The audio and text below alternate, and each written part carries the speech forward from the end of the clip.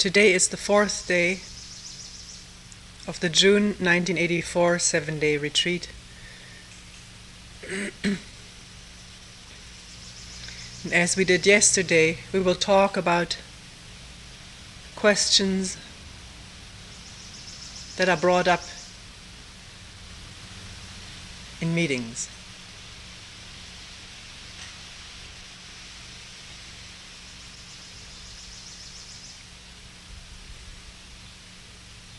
Maybe I will take one topic first, which relates to a previous talk, not yesterday's, in which we had talked about killing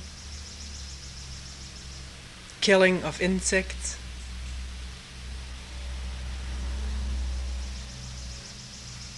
Don't remember the question that the person asked, but there was something unclear, and I remember that I hadn't come back to something.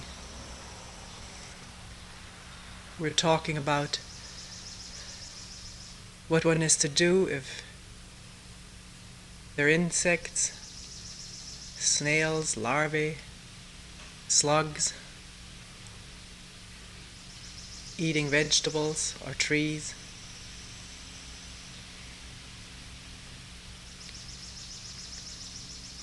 And whether there's any relationship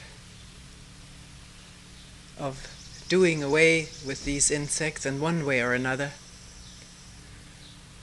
killing them, whether there's any relationship of that to violence, whether it's a violent act and is related to violence in the world, the violence of warfare, as had been the question of this woman who came to talk to me. Whether since we do kill insects, she was not referring to larger animals, she herself was a vegetarian. But she did refer to animals, killing animals, and with that sort of acquiescing in a natural law that seems to be also the law of human beings, law of violence.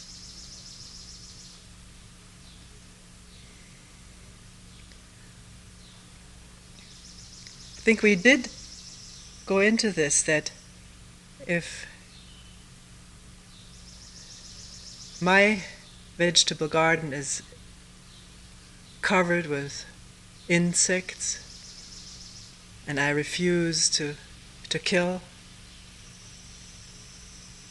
either because I have the idea that killing is violent, bad, I may have taken a precept against killing,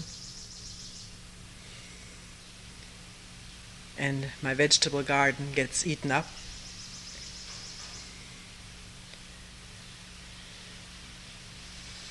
I go to the supermarket and buy vegetables, someone else has taken care of this problem for me. The problem itself is not resolved, although I understand there are some gardeners who don't do anything with insects, but maybe not until now, not until a host of Mediterranean flies or whatever, Japanese beetles, they always have foreign names, just obliterates the crop.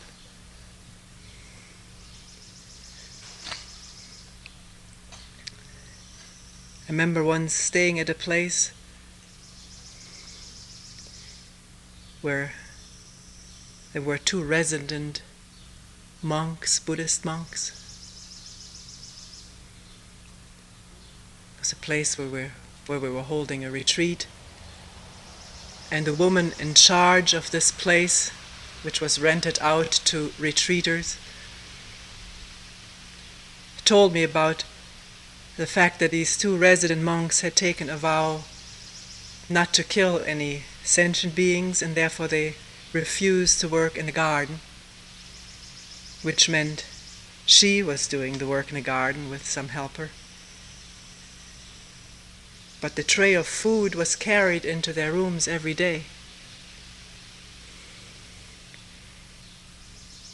Herbs, vegetables that came out of this garden, which to grow these things had to be dug into, and doubtlessly ants or other insects had been killed just by the spade digging into the soil. One can't help gardening without hurting some little creatures.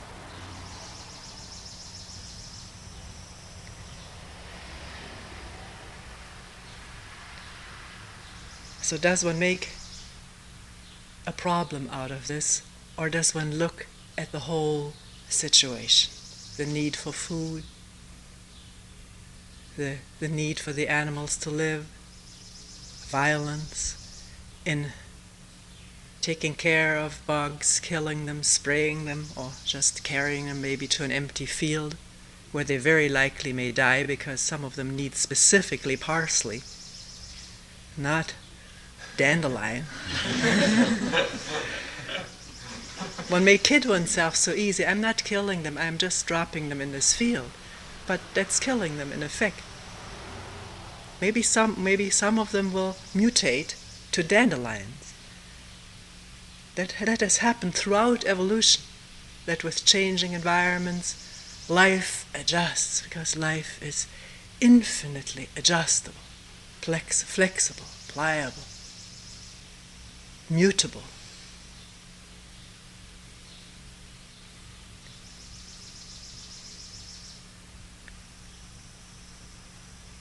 So does one see the whole situation, and one doesn't really have an answer to it? Taking a precept isn't an answer, and ignoring a precept is also not an answer.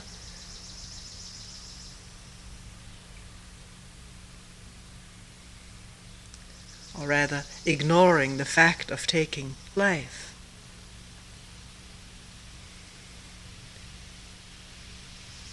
But is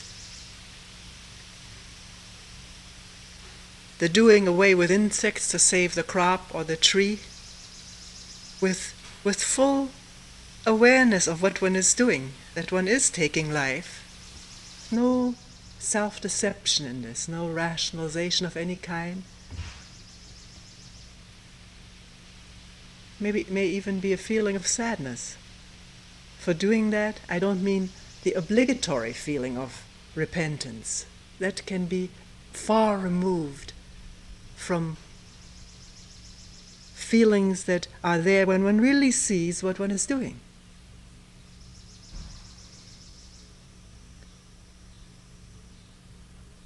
So looking at the whole situation and doing what needs to be done, raising of vegetables so that one can eat, and then not make a problem out of it. Be done with it. Is that possible? And is that the same as allowing hatred or patriotism to arouse hatred in the mind so one gladly goes to war to kill those enemies? Or just indifference, or not even thinking about it, just doing one's duty? Or all the other war is just the ultimate of violence. But there are so many violent things that one does out of not looking, out of ignorance, indifference, inattention.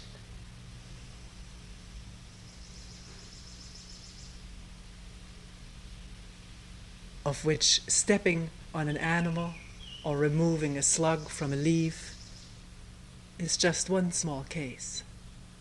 But one enlarges upon that and maybe not see the violence we do to each other in our inattention or self-enclosure, which brings this insensitivity to other people's feelings.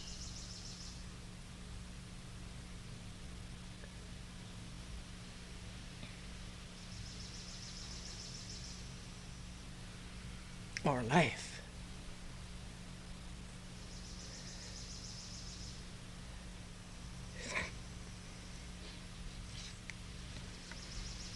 One person brought up a question whether, please, I may not phrase it properly, we'll take it as a new question. whether this work that we're doing here, looking into oneself,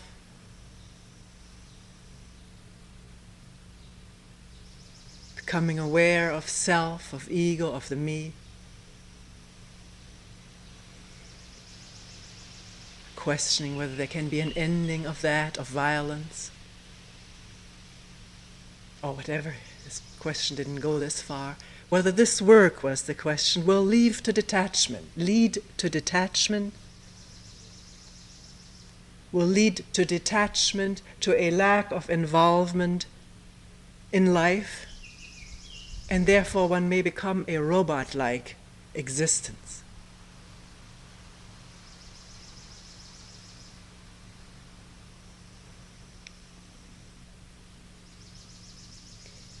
If one looks at this question,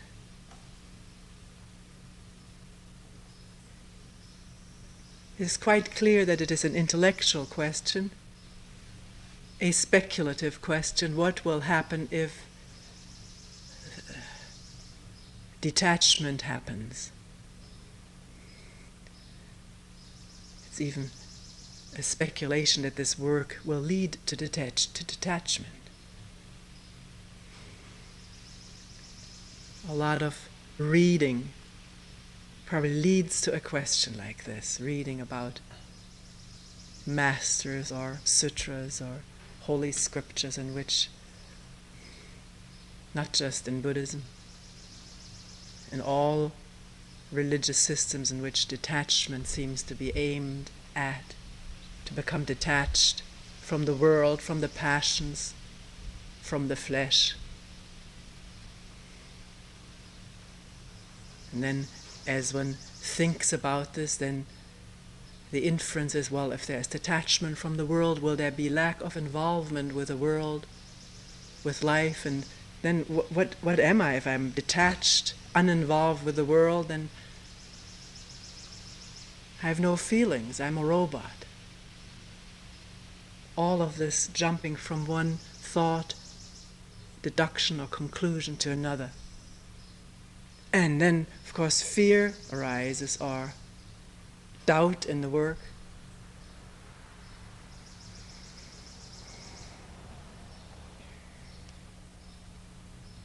Before we could talk about what detachment is,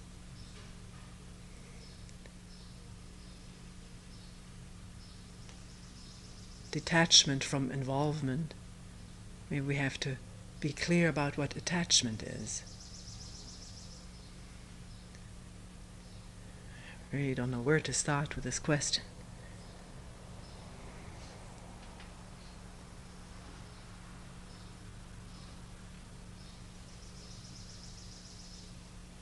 How we live. Are we involved now? And is this work a process away from what we're doing now? Still leaving attachment for a moment. What is our involvement now? Our involvement with the world? Or with each other?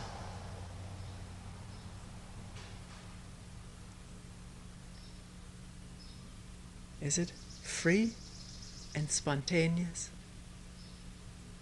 Which means free of images of oneself and others?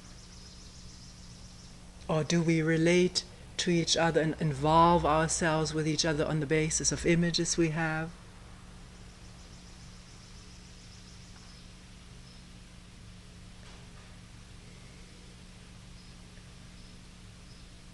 Involvement with the world, that concept often means joining a movement to do something for this chaotic world.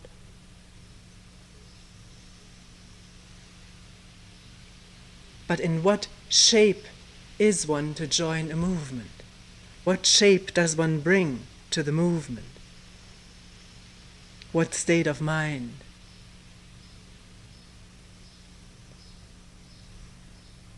Or is the movement a movement away from one's very unsatisfactory or painful state of mind? that is hard to bear, so to get away from it, one joins a movement.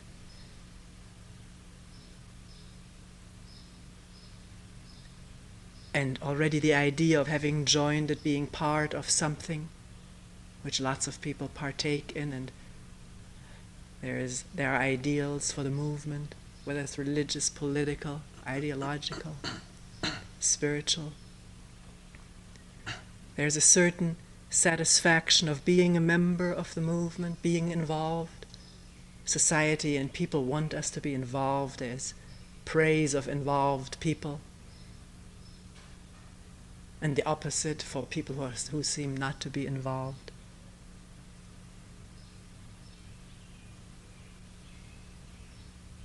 So this belonging, the satisfaction or a certain degree of fulfillment one may initially get out of joining a movement, it usually does not last.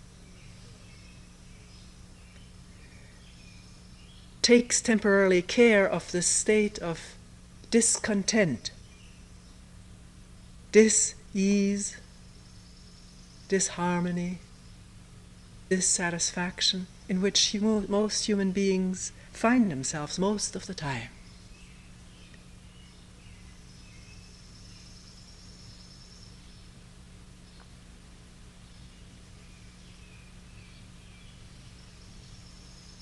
Don't we?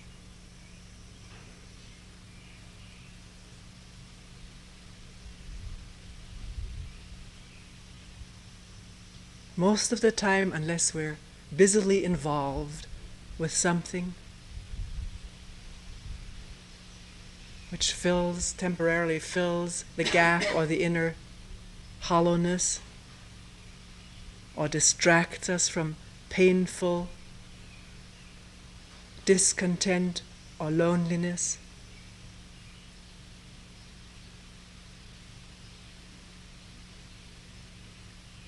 If we're not so involved, if there's a moment of no involvement, an interval between activities, or coming to a retreat such as this condition comes to the fore very powerfully for many people. Feeling of lack. Something is missing.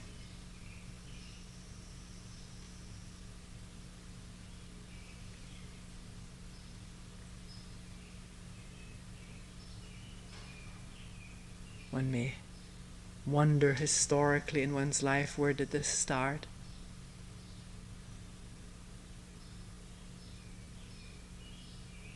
Have all kinds of observations and theories about it, but the fact is, no matter when or why it started, it's here now.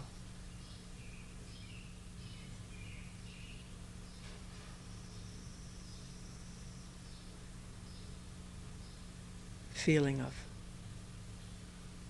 fragmentation, cut up into many different drives, desires, fears, which are often in direct contradiction with each other.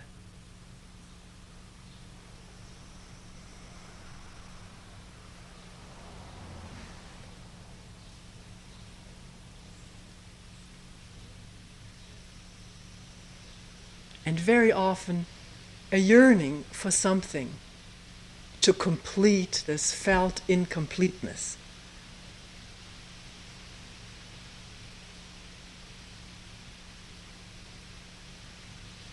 And we have so much, if I may, without trying to be facetious, put it all under the umbrella name of propaganda, so much propaganda to tell us how to complete ourselves. Not that a novelist writing about, or poet extolling the beauties of love, not that he's trying to propagandize someone, but it is often received like that. Movies propagandize us for what could be fulfilling, because it looks so fulfilling on the screen, what these two people are doing. Because the whole religious thing, spiritual movement, is promising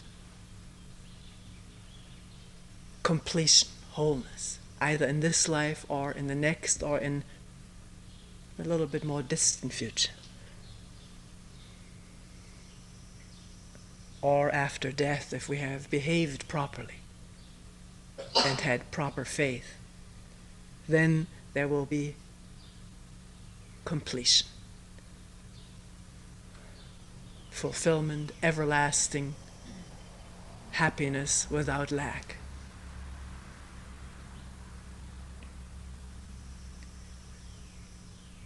It's enormously tempting to enter into any kind of relationship with a person, with substances like alcohol, nicotine, pot and pop, foods, sex, or ideas, religious symbols, ceremonies, political activities. Tremendously tempting to enter into that, into the promised land. It's so much simpler, so much more alluring, promising, than to deal with the cause of it, with the cause of this yearning for completion, namely our present state of wanting, of loneliness, and the pain of that, the ache, the agony of it.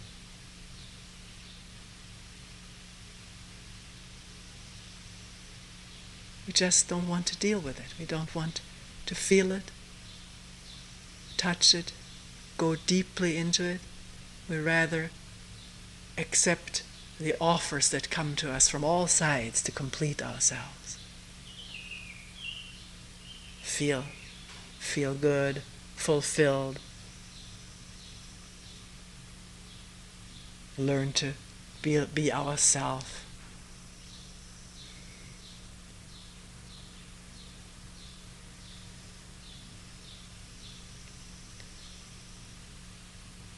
We enter relationships with people, with lovers, often for the very same reason.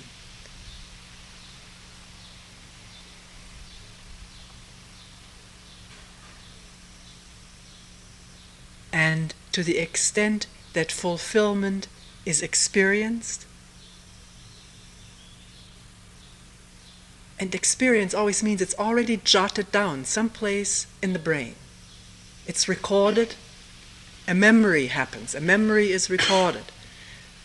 There's no magical process. It's a chemical process, or electrochemical. I don't know really anything about it, but it's very similar to what happens in a computer that has installed in it a memory. We learn more and more about the brain by building computers, but it's still this learning on the outside. It's not learning directly what happens in this brain.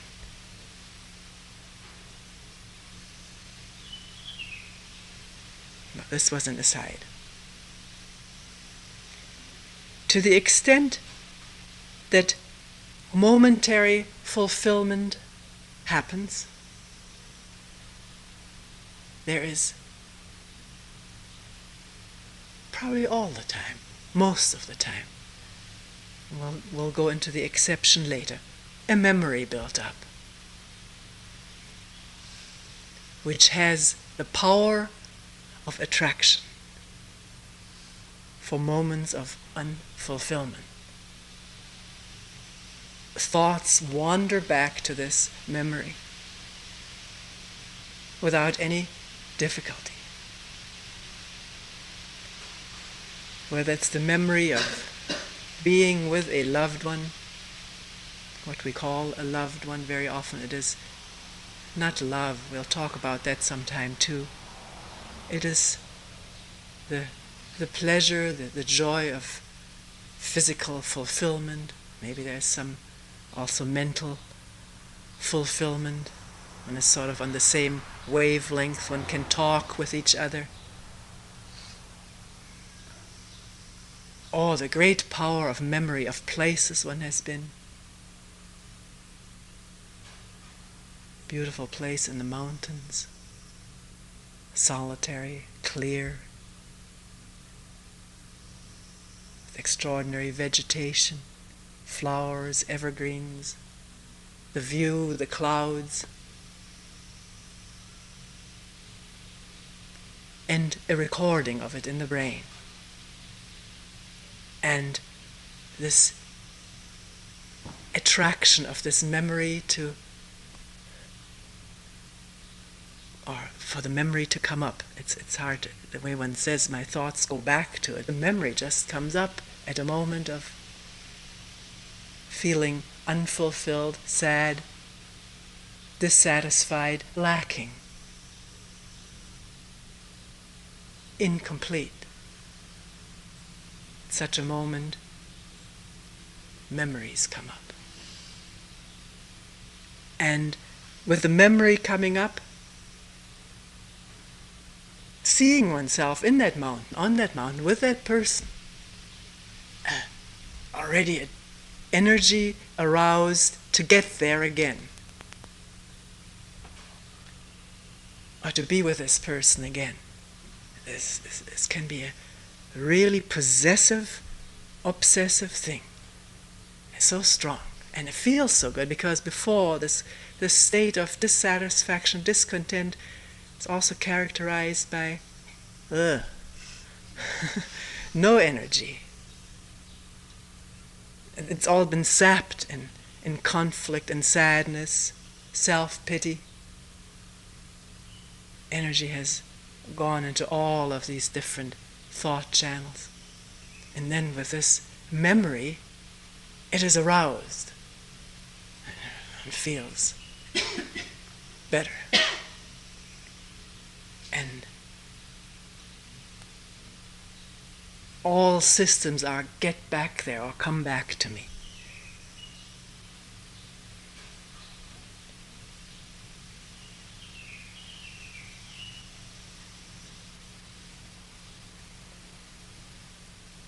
There is attachment. Attachment either to the memory or to the person who is able to temporarily fulfill.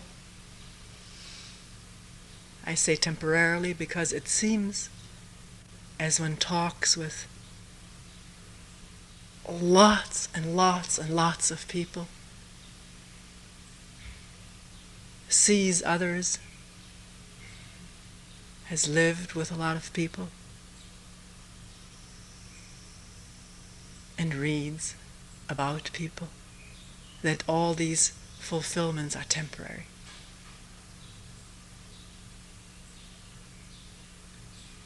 Either the person leaves, I'm talking right now about personal attachment, the person leaves temporarily or forever, or dies, or gets old, unattractive, or the body, mind itself seems to have this inbuilt mechanism of growing used to something or somebody. There's a German saying that says, nothing is harder to endure than a whole series of good days.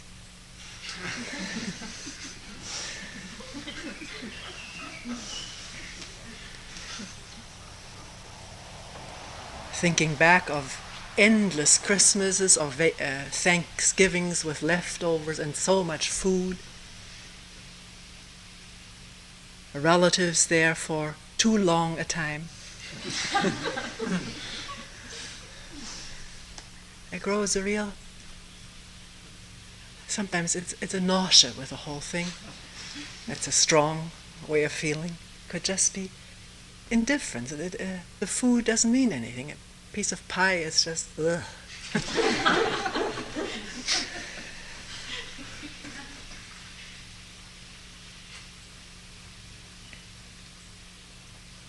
Being with something or with somebody all the time, it takes an incredible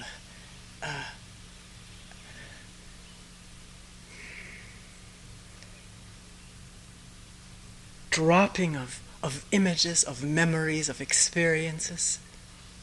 The very thing that we want to cultivate, so we have something to go to, it takes a dropping of that in seeing the danger of it, to always be fresh in relationship so it does not grow stale and indifferent.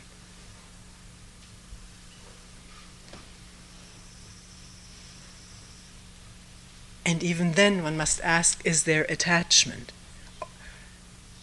Is there attachment, which means the fear of loss. This is almost synonymous with attachment. The anxiety of losing what one is attached to.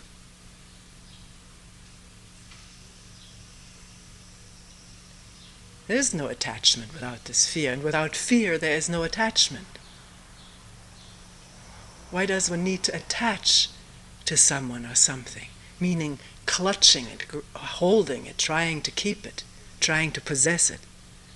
It's only for fear of what will I be if I don't have that? I'll be back in my old state of misery. But having it doesn't alleviate this fear. It cannot, because there's nothing that can be held. No person, no thing, nothing can be held or conserved or preserved as it is in one moment of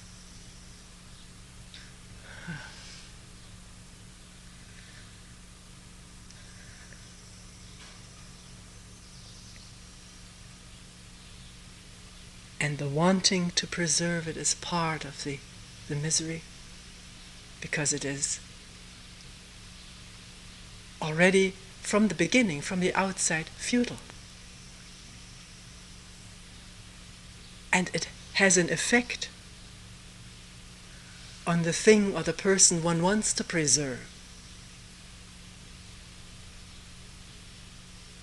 Because life doesn't want to be preserved. It wants to live freely.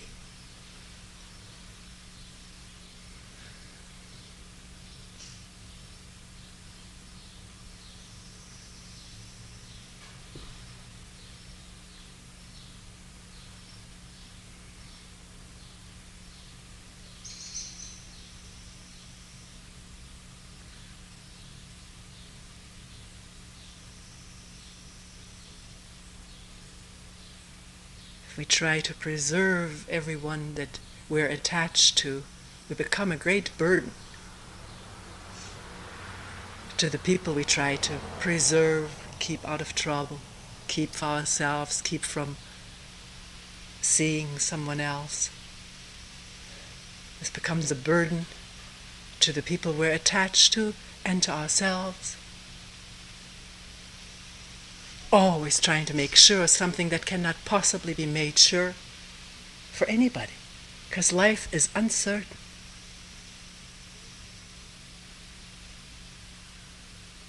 With no inbuilt securities anywhere.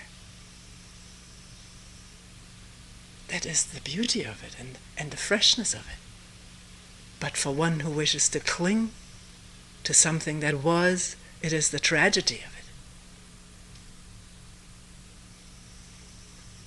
Because in clinging, remembering, and the enclosure in that, and the sadness, there is a veil drawn all around one, or a wall, through which the beauty of this moment cannot enter.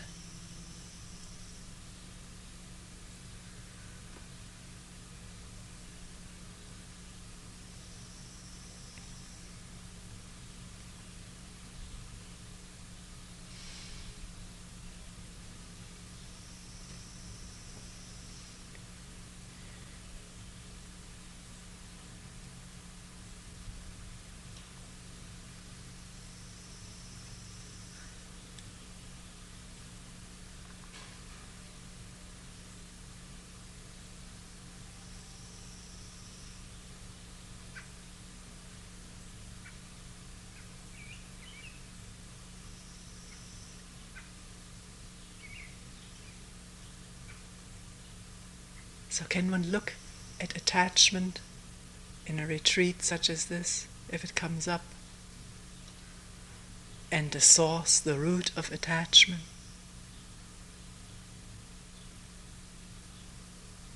Really meet that. Touch it. Be that. And not constantly be carried away by luring memories, which immediately separate from this instant.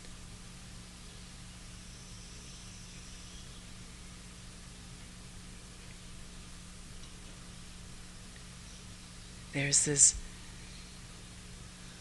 deep conviction or certainty that somehow or other the lack, feeling of incompleteness,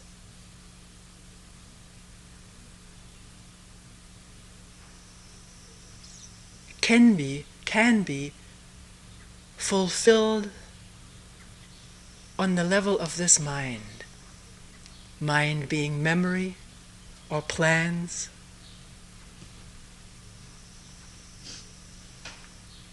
or attachment.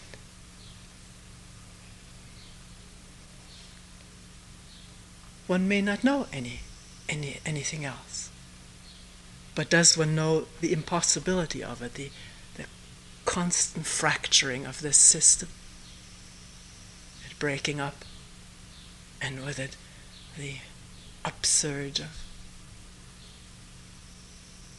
sorrow.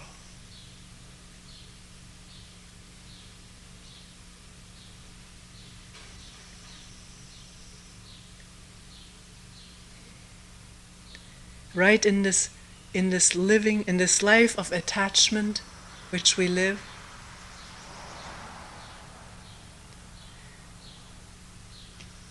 if we experience and taste its pains and sorrow,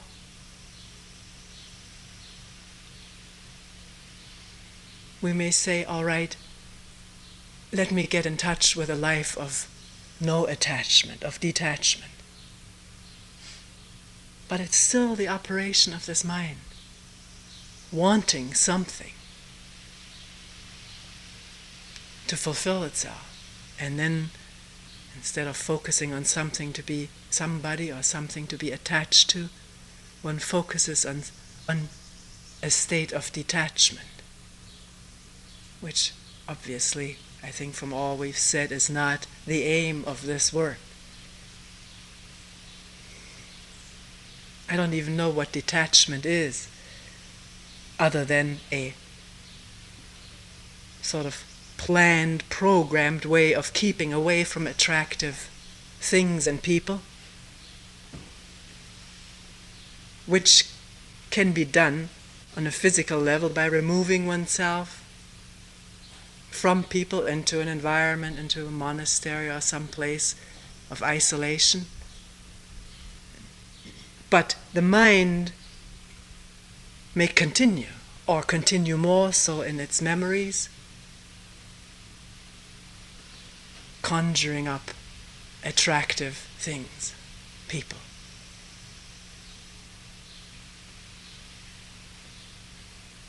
Scenes, food, sex. So then would start the whole trip of mind control.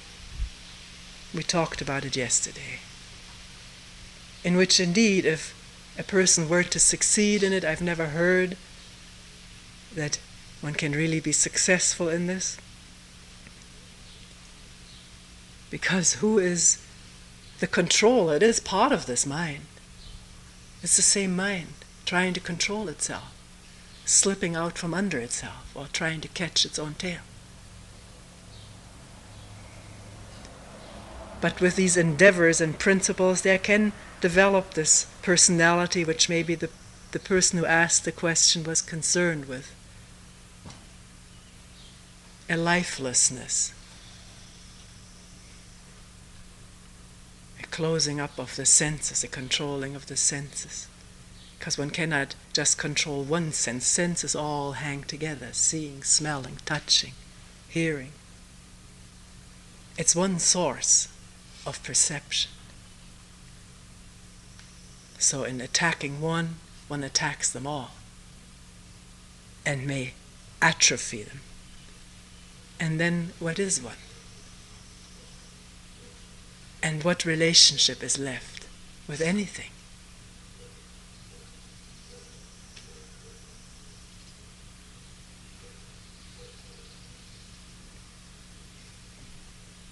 In this kind of endeavor, there is no understanding of how the senses, how the mind, the intellect actually function.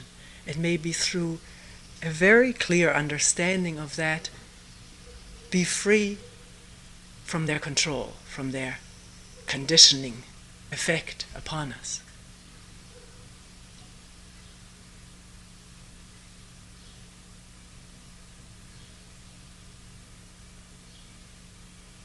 But coming back to this question, how can a mind, a human being who is caught in attachment,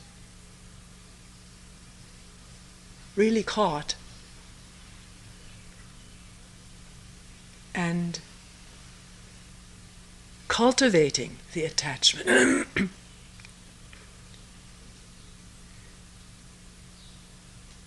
simultaneously be free of it, or yearn to be free of it?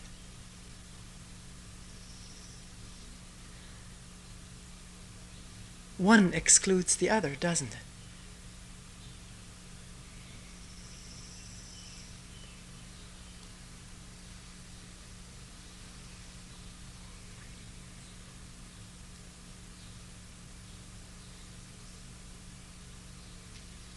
Because when there's fulfillment, there is no yearning for anything else. It's only when the fulfillment ends, or the person goes away, dies, is not there,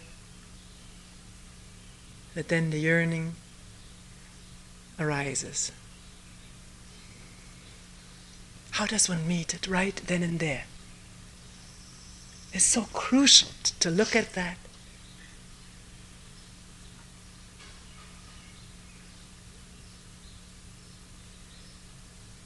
And it is observable. If one will abstain from all rationalizations, one will not know. One must observe freshly.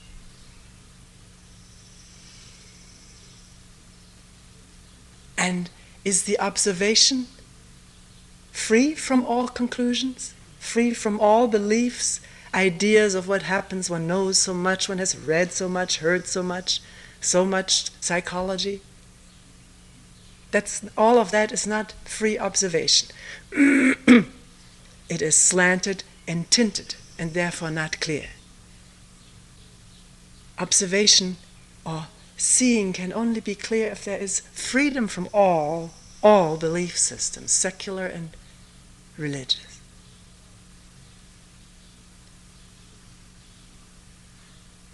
And that seeing is free from attachment.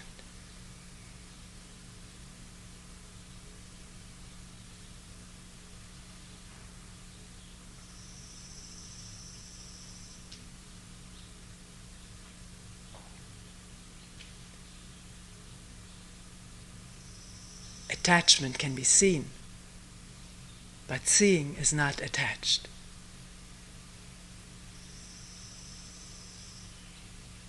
Now the questioner may come back and say, is it aloof, cold, inhuman, indifferent?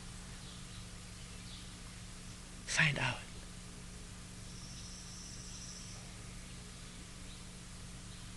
Find out for yourself without speculating about it the least bit.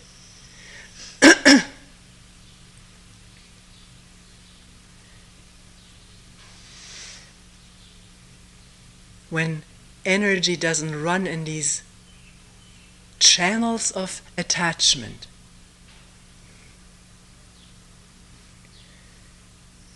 in all these many pursuits in which our energy does run, so many pursuits,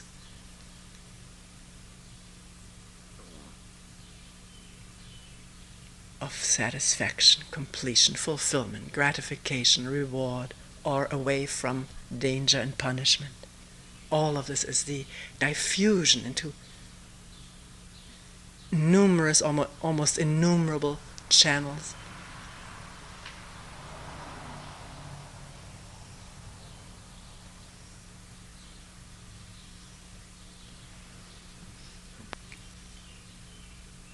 If in observing all of that, seeing it,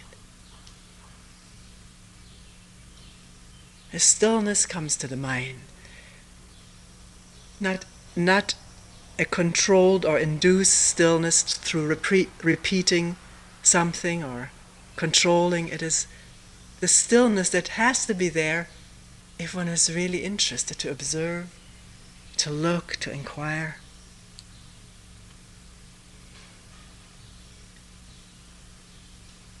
In that very stillness of inquiring or observing,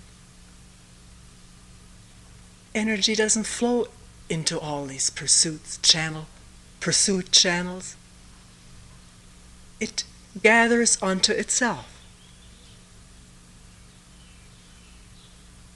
There's no one doing that or directing that, it happens.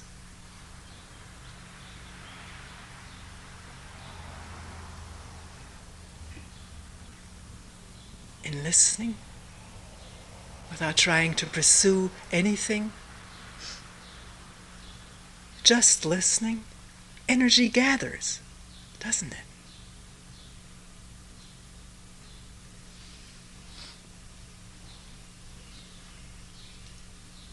Stillness, profound stillness, is energy gathered. In no pursuit. It's just free to move. It is the very movement of life itself.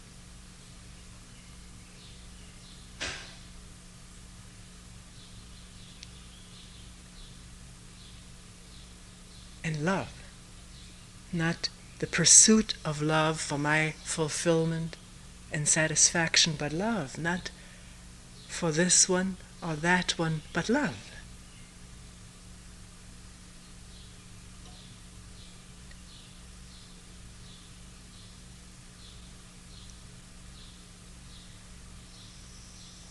The welling up of which, or expression of it, is its own fulfillment, if you wish.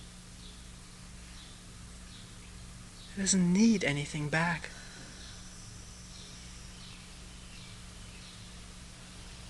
And therefore it is free of all conflict,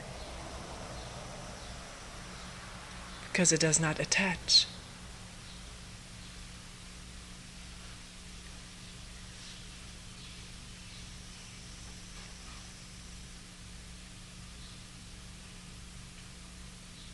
It doesn't need to attach. It's everywhere, and everything is here, is there.